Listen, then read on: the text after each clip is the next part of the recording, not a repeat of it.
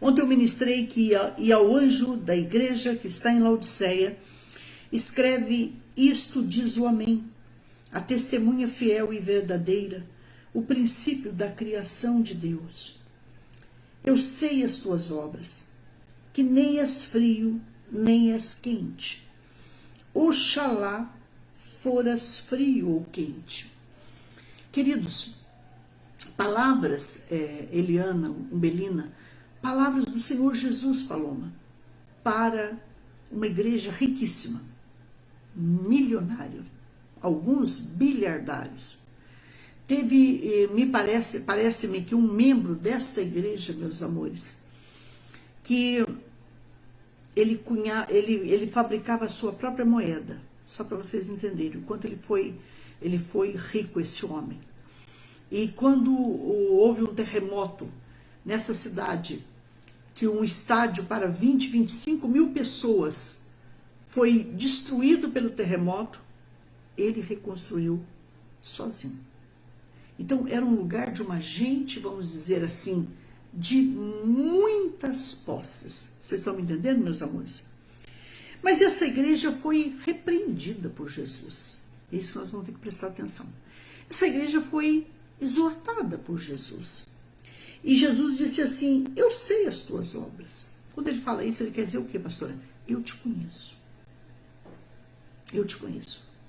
É até brincadeira, né? Parece, é brincadeira a gente tentar esconder algo de um Deus como esse. Eu costumo dizer que você vai viver 10, 15, 20 anos com uma pessoa. E sabe qual é a experiência pastoral que eu tenho? Que as pessoas me diziam assim: pastora, eu vivi tantos anos com essa pessoa e eu não conheci essa pessoa. Mas a boa notícia que eu venho te trazer é que ele te conhece. Ele, Jesus, me conhece. E ele diz assim para essa igreja: eu sei as tuas obras, que nem és frio nem quente.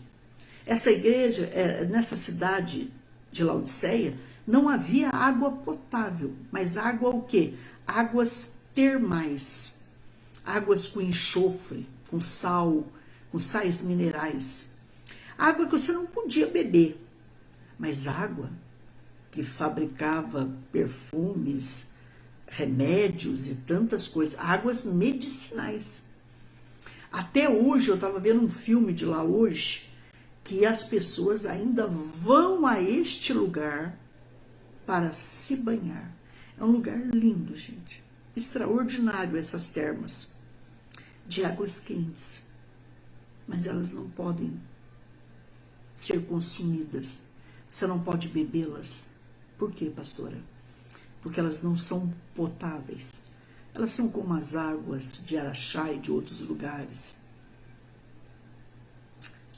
Essa é a primeira coisa que me chama a atenção. O que é, pastora?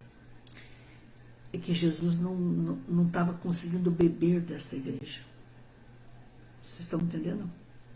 Receber a vida, beber da vida deles, da adoração deles, do culto deles, da fé deles. Era uma igreja que permanecia ali, mas do jeito deles.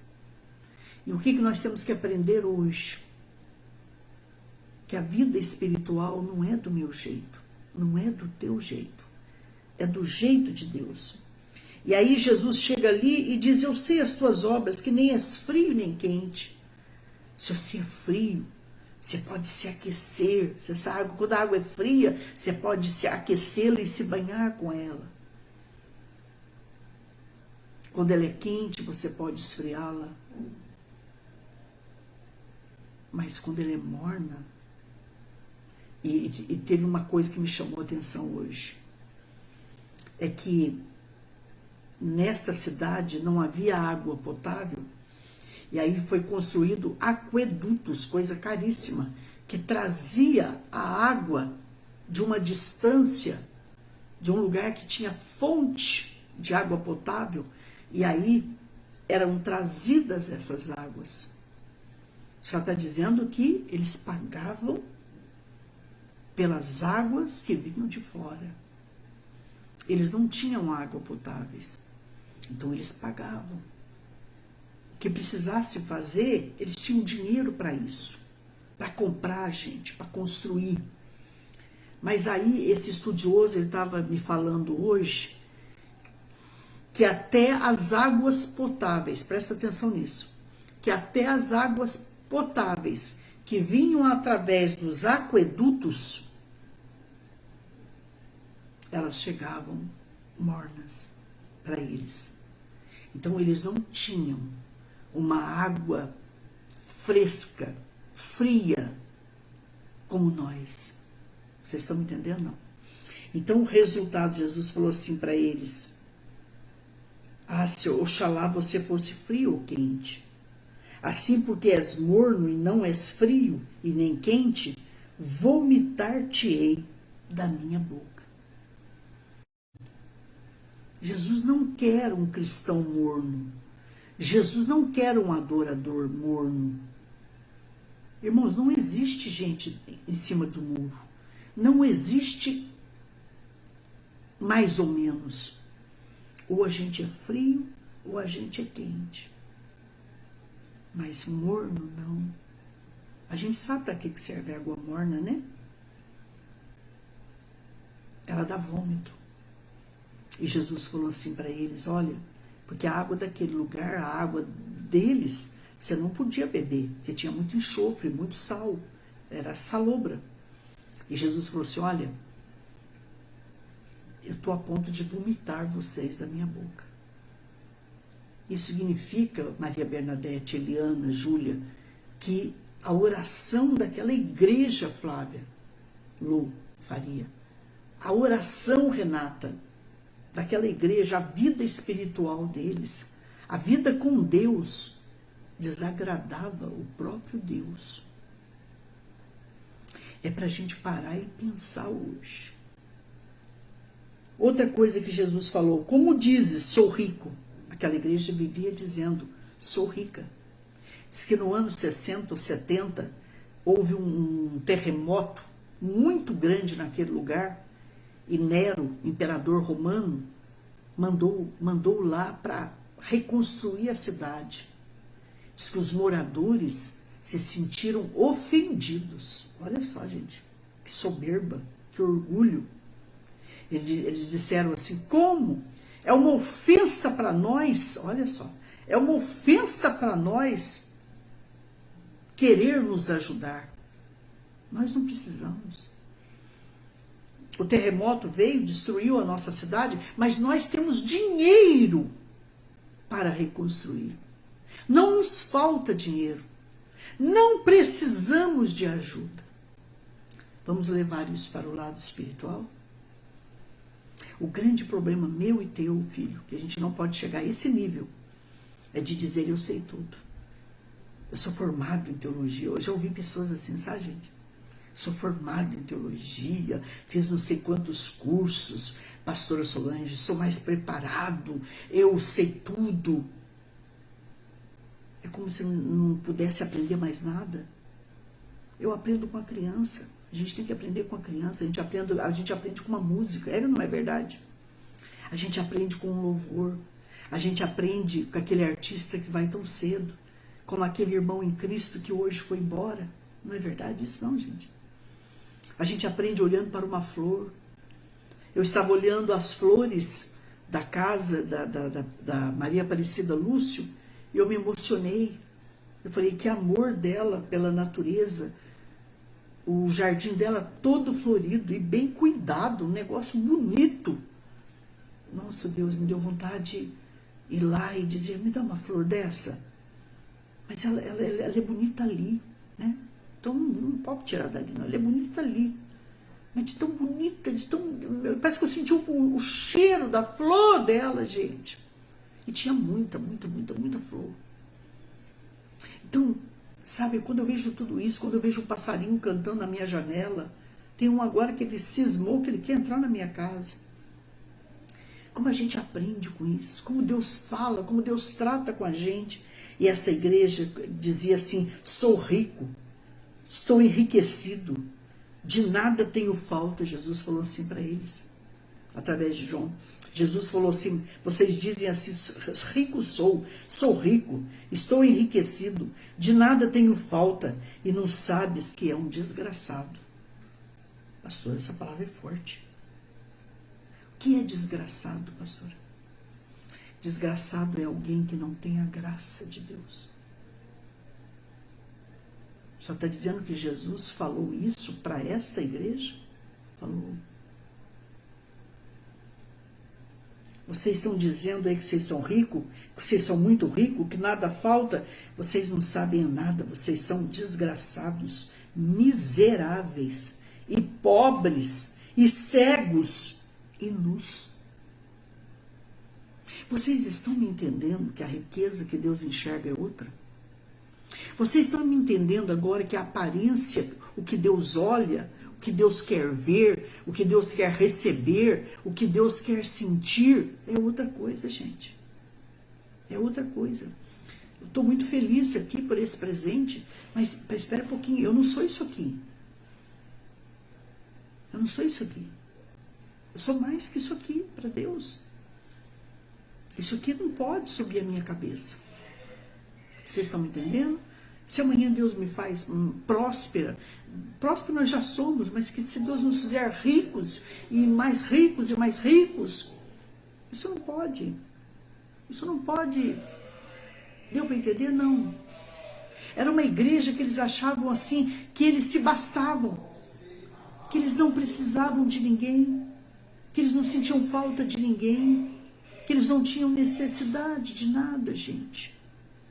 E sim, Paloma, e eles eram, diz a palavra, pobres, cegos, não enxergavam, nus. Como assim, pastora Solange? Olha aqui, ó. Aconselho-te que de mim compre ouro provado no fogo. Por quê? Ó, aqui, ó. Eles eram ricos.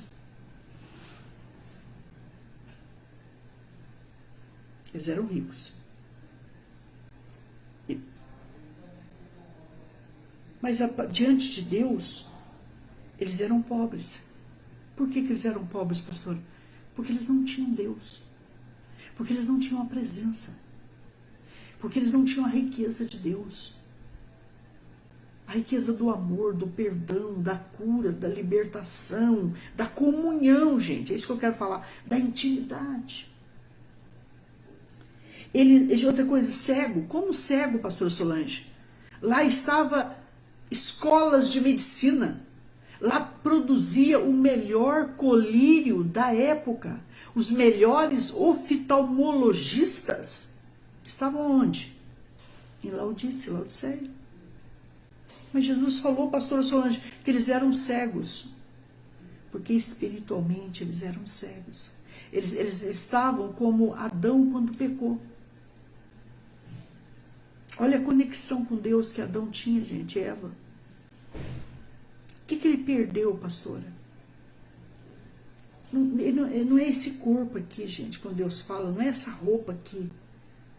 É a santidade, é a presença, é o sobrenatural, são as vestes sobrenaturais. Hoje nós temos que parar e pensar como estão as nossas vestes de salvação. As nossas vestes, filho, de adoração. Vocês me entendem, não? Eles não tinham. Pastora, mas a senhora falou ontem que, sim, eles tinham um tipo de lã negra, que era rara e caríssima.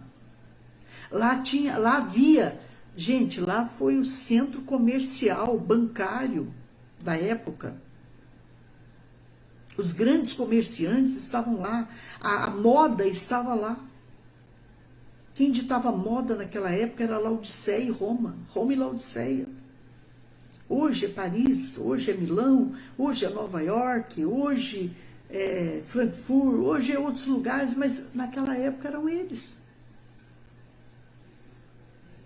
Já está dizendo que você não pode imaginar o preço das roupas que eles usavam. Não é isso aqui, não. Não é o que você usa, não, bem. Mas Jesus falou assim para eles: vocês estão nus. Eles fabricavam o melhor colírio. Jesus falou assim: vocês estão cegos. O que é estar cego, pastora Solange? É o espírito estar cego, presta atenção nisso. É o espírito que precisa ser recriado em Deus. Eles precisavam verdadeiramente nascer da água e do espírito.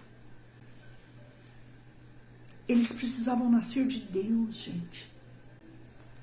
O que era para eles enxergar, eles não enxergavam. A verdadeira roupa, a riqueza que eles tinham que buscar, eles também não entendiam. Vocês me entendem, meus amores? Você entende, Maria Cruz? Fernanda, Aureliano? Então o resultado, Jesus olha para eles e diz assim: você é um desgraçado. Quer dizer, desgraçado que não tem a graça. Eu não gosto nem de usar essa palavra com ninguém. Já usei muito antes de conhecer Jesus. Mas depois que a gente conhece Jesus, mas Jesus falou isso para essa igreja. Ele errou, pastor? Não. Ele não erra. Eu erro, você erra, ele não. Vocês são desgraçados, miseráveis, vocês estão na miséria. Vocês são pobres. Uma pessoa miserável é uma pessoa que carece da graça, da misericórdia de Deus, da bondade de Deus, do amor de Deus, do favor de Deus. Vocês são pobres, cegos e nus. Aconselho-te que de mim compres ouro provado no fogo para que te enriqueças, e vestidos brancos para que te vistas, e não apareça a vergonha da tua nudez, e que unjas os teus olhos com colírio para que vejas. Deus está dizendo assim: essa riqueza que vocês precisam, só eu tenho. Essas vestes que vocês não têm, eu tenho. Esse colírio que vocês não têm, eu tenho. Eu unjo os vossos olhos com meu espírito, eu abro os vossos olhos. Vocês estão entendendo? Não?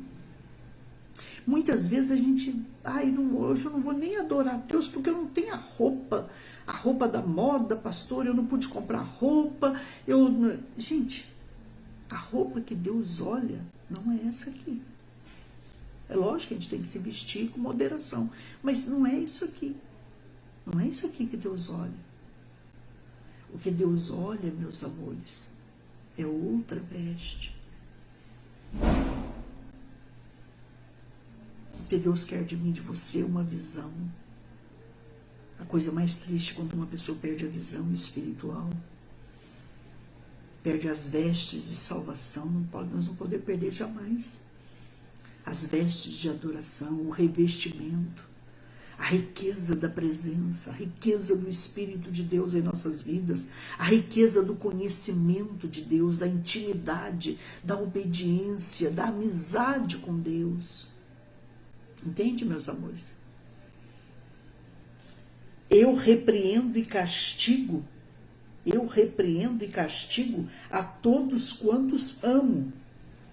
Sê, pois, zeloso e arrepende-te. Deus está dizendo para esta igreja, apesar de tudo isso,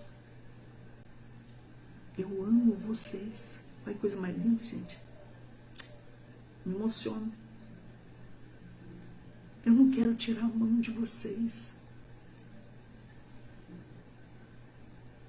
Se o coração de vocês pararem agora, vocês têm um lugar infinitamente triste para ir, vocês não percebem. Irmãos, olha para uma pessoa quando ela morre, que você vai entender o que eu estou falando. Enquanto o corpo dela está ali, você escolhe o caixão, o pobre vai no caixão mais ou menos, classe média mais ou menos, o rico é outro caixão, o milionário, você sabe o caixão que é, você sabe, meu Deus. E ali você escolhe os cânticos, e ali você escolhe a flor é por preço, não sei se vocês sabem. Como é colocado ali naquele lugar fúnebre, é por preço. O caixão é preço. A flor é preço. Se quer maquiagem, paga. Se quer aspiração, paga. Aí todo mundo leva até o cemitério. Acabou, mas e de lá? E de lá para lá? Irmãos, nós estamos saindo de uma pandemia. Para mim, uma terceira guerra mundial silenciosa. Aquela guerra que não teve... Não. Silenciosa. E para mim foi uma das coisas mais tristes. Uma mãe vê um filho entrando no hospital e não vê mais ele. Não ter o direito de se despedir. Para mim isso é forte mais. Só quem passou como eu, de perder um ente querido, há 50 anos atrás quase, não poder ter visto o rosto de meu pai, sabe, eu sei o que muita gente sentiu agora nessa pandemia. Entenderam? Muita gente. Foi rico, foi pobre, foi milionário, foi artista, foi não artista, foi pastor, foi não pastor, foi diácono, foi líder, foi família. A rede desceu. A rede do céu desceu. Vocês estão me entendendo? A gente tem que se preparar, gente. Ser mais do que Deus te deu. Isso tudo você tem que saber administrar com amor, com temor, com louvor, com adoração, ouvindo a voz de Deus. Vocês estão me entendendo? E aí, gente, o que mais mexeu comigo foi isso aqui, ó. Eis que estou à porta e bato. Se alguém ouvir a minha voz e abrir a porta... Não, deixa eu voltar aqui. Deus está mandando eu voltar aqui, eu não sei porquê. Eu repreendo e castigo a todos quantos amo. Nós enxergamos um Deus de puro amor. Ele é amor. Mas ele não é Deus de pecado. Eu estudei muito porque eu queria saber por que ele virou o rosto para Jesus, seu filho, naquela cruz.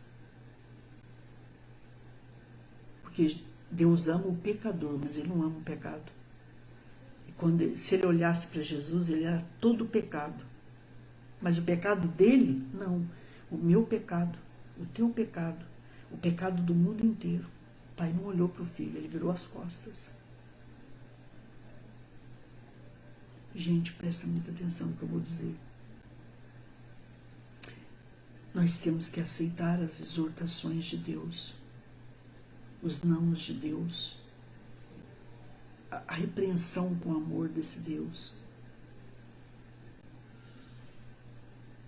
Porque quem ama também fala não. Dizer não é atitude de amor. Vocês estão me entendendo?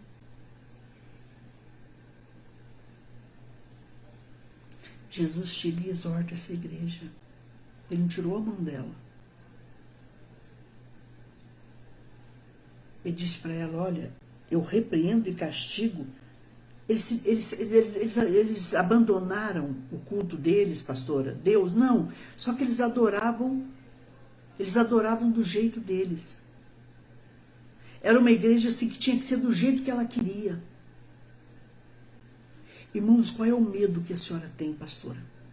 É que a igreja comece a escolher a palavra. Não, deixa eu pregar essa palavra, porque senão os irmãos não vão gostar, porque os irmãos não poderão sair.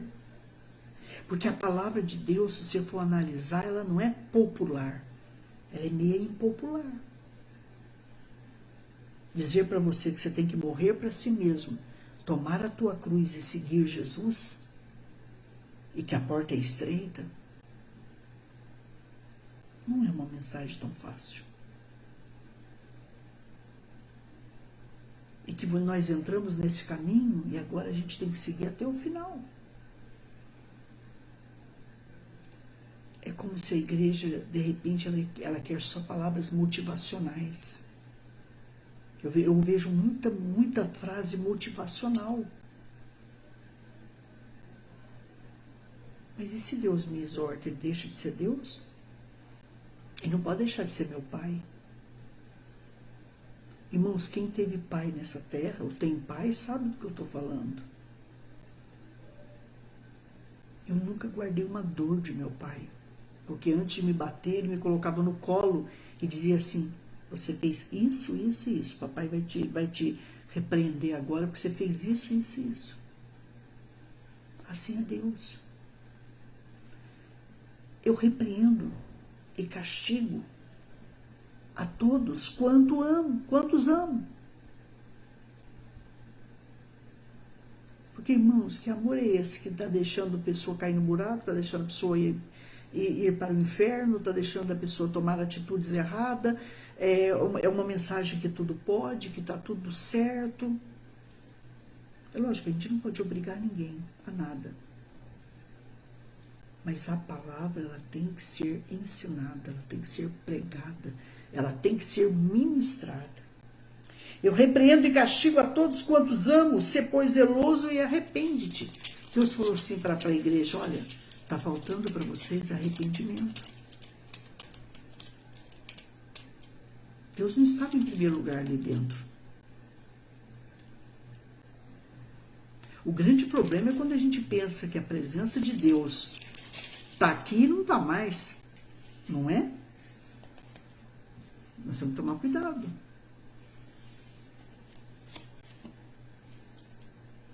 E aí, gente, vem uma palavra aqui que eu vou passar algo para vocês que vocês não sabem.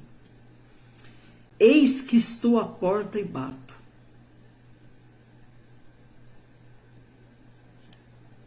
Porque só para esta igreja ele bateu na porta. Eu vou contar para vocês do costume da Ásia Menor naquela época, do costume oriental naquela época. Quando eu chegava para fazer visita, vamos supor, eu cheguei para fazer visita na casa do irmão Eugênio, eu não batia na porta. Não, o visitante não bate na porta? Não. Ele diz lá de fora: irmão Eugênio. Ele falou: oi, cheguei, já estou indo. Aí ele vai lá e abre a porta. Mas quando é que se batia na porta naquela época, pastora? Naquela época, meus amores, Cristina Miranda, Ângela Guiar, Aline Cristina, beijos. Naquela época, meus amores, se batia na porta por dois motivos. Dois motivos. Primeiro, o ladrão batia na porta para saber que ele queria ouvir se não tinha ninguém em casa. O ladrão. Ele batia na porta, forte. E quando mais que se batia na porta naquela época, pastora? Só se batia na porta naquela época para dizer que tem algo muito grave acontecendo fora da casa. A senhora está dizendo que Jesus não bateu assim na porta? Não. Jesus enfiou a mão na porta. Presta atenção nisso.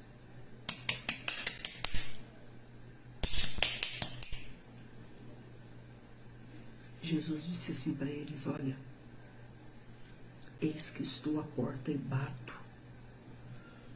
E a situação está grave. E se vocês ouvirem a minha voz e abrir a porta agora, eu vou entrar. Porque eu estou fora dessa igreja. Ele era o Senhor da igreja, fora da igreja. Vê se vocês estão me entendendo, não. O Senhor da casa não tinha lugar no altar.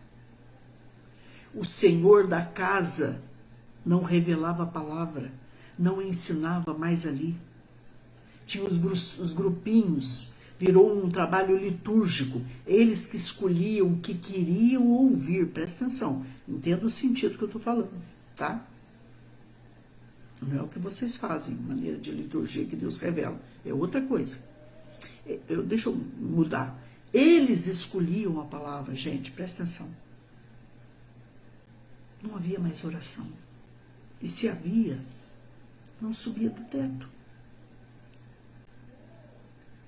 Não tinha palavra revelada. Não tinha um louvor para adorar a Deus. A glória não descia. O Espírito Santo não descia, não agia. Pastora, explica para nós. Quem era então a igreja de Laodiceia? A igreja de Laodiceia era a igreja que julga. Eles julgavam os irmãos. Era eles que ditavam as regras. O grupinho dos poderosos. Vocês estão me entendendo, não? E o dono da igreja, Jesus, ele estava para fora da porta. Isso incomodou ele. E ele enfia a mão na porta. Esse eis que estou à porta e bato. Não é bater com educação, não. Ele enfiou a mão na porta.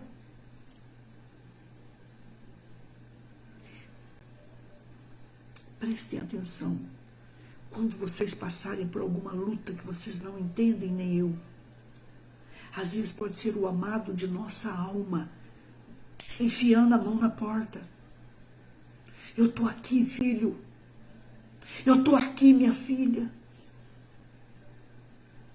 Você achou que você faz, que você consegue sem mim, mas você não consegue. Eu estou aqui para te ajudar. Eles se bastavam. Eles se sentiam o máximo. E era uma igreja grande, cheia. E agora eu vou falar uma coisa perigosa aqui. Pastora, igreja cheia, muito grande, é sinal da presença? Nem sempre. Nem sempre. Tinha uma multidão que acompanhou Jesus, não sei se vocês sabem. Mas com quantos ele pôde contar? Existe a igreja que segue a Jesus pelos milagres que ele pode dar, pelo que ele tem. E existe a igreja que segue a Jesus pelo que ele é. Pastor, eu não concordo. Pensa nisso. Nem sempre quantidade é qualidade. Nem sempre, porque essa igreja era riquíssima. Tudo que você pode imaginar de majestoso, humanamente falando e materialmente falando, eles tinham. E Jesus falou para eles: vocês são desgraçados, vocês são pobres, vocês são cegos, vocês estão luz. E ele enfiou a mão na porta. Por quê? Porque eles estavam em perigo. Irmãos, se precisar hoje, guarde o que eu vou falar, deixa Jesus enfiar a mão na porta. Porque é melhor que ele enfie a mão na porta da minha vida e da tua, mas que tenha um céu nos esperando, do que tudo continue na mesmice e um lago de fogo me engula e te engula. Vocês me entendem, não? Eu estou sendo clara? Alguém tem alguma pergunta aí para fazer? Eu não estou citando ninguém nem nada. Eu estou dizendo: abre a porta do coração, eu e você, e deixa o Espírito de Deus entrar, se assentar no meu espírito e no teu. Porque hoje Jesus está na terra através de quem, pastora? Do Senhor Espírito Santo de Deus. E ele precisa se assentar e reinar. Porque muitas vezes, guarde isso que eu vou falar para terminar, ele pode ser o teu médico, ele pode ser o teu advogado, ele pode ser um curandeiro para nós, ele pode ser um amigo, ele pode ser alguém que dá. Nós somos o povo do dá.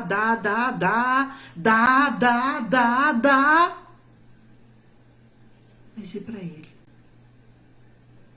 Somos dele, pertencemos a ele, somos honestos com Ele, filhos. Vocês estão entendendo? Sim. Nós não podemos ser dele pelo que ele pode nos dar, nos proporcionar, filho. Verdade, Paloma. Nós temos que ser dele pelo que ele é, filhos. Gente, olha, guarde uma coisa que eu vou falar para vocês aqui. Ainda que ele não nos desse mais nada nessa vida, ele já nos deu, depende de nós agora, a salvação em Cristo Jesus, nosso Senhor. Mas por que ele dá tanto para nós, pastora? Porque é a natureza dele, porque ele é fonte inesgotável. Aleluia. Ore alabaioshu. Porque Jesus já conquistou lá na cruz por nós. Mas não percamos a nossa salvação. Vamos voltar para ele. Nós precisamos permitir que ele revele para nós. Porque, gente, tem sempre um pedacinho de nós. Eu não sei se vocês concordam comigo, então fica só para mim essa palavra. Mas tem sempre um pedacinho de nós que dá uma desviadinha. Um lugarzinho que Jesus não seja Senhor na minha vida e na tua. Então vamos pedir para ele: Senhor, não quero ficar com nenhuma área reservada para mim. Que todo o meu ser te pertença. Seja teu. Em o nome de Jesus. Amém?